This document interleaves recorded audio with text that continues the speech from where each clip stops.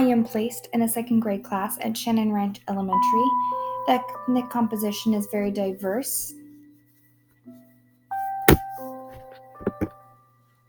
For strengths, my students are eager to learn, they're supportive of one another, and the community is amazing.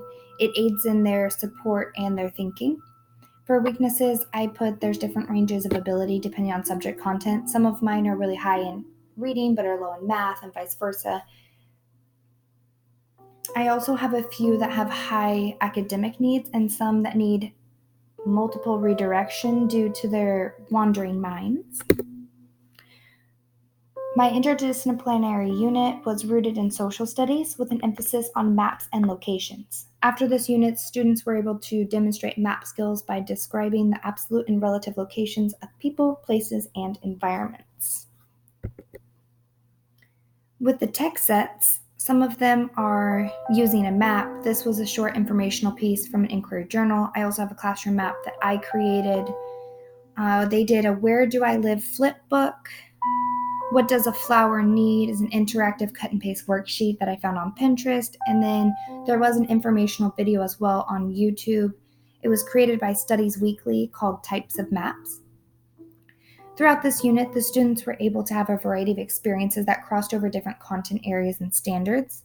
Some of the things we focused on were continents and oceans, different major rivers and mountain ranges. We did a special aspect of our location in California, different types of map skills, such as knowing what a compass rose is, knowing what a map key is, how to read and create different varieties of maps, and where they are in the world.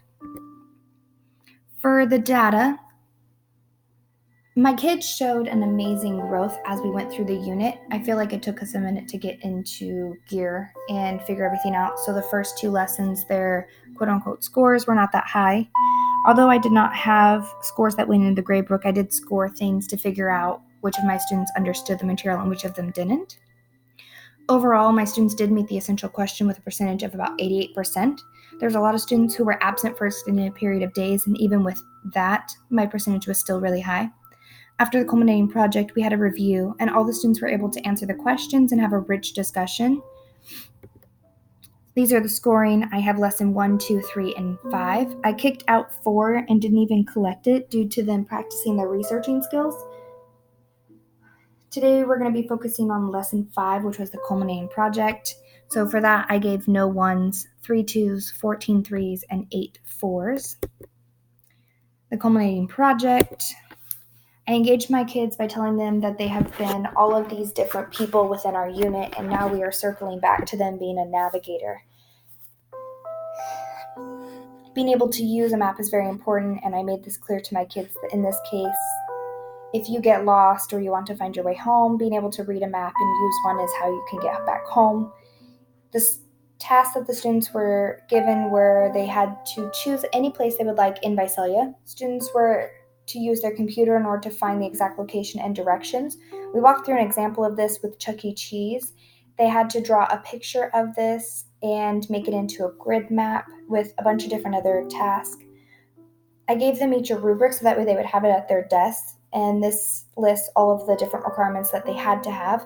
The left is a handout that I gave them that they eventually handed back to me with their finished outcome. Here are some examples of what I got. They're beautiful. As you can see, each of them has everything that I needed, and some they were not told that they had to color.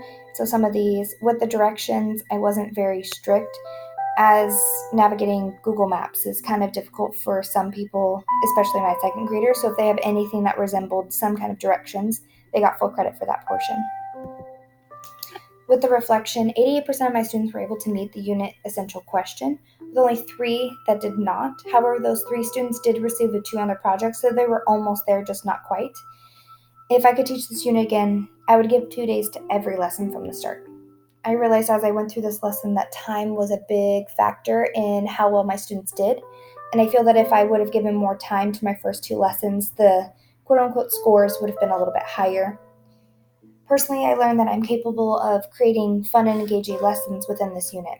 My students enjoyed every single lesson, even the ones that I thought they wouldn't enjoy as much as some others. I was a little nervous teaching this unit due to all the work I put in. I didn't want it to crash and burn. I also learned that for my own classroom, I will do cross-curricular lessons and make the time that they deserve. Overall, I think this whole unit went really amazing and wrapped up beautifully.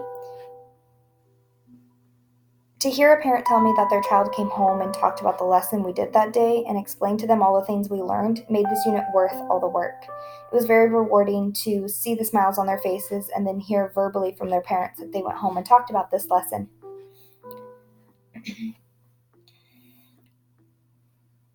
All in all, I think it did really well, especially this culminating project. They were amazing at it.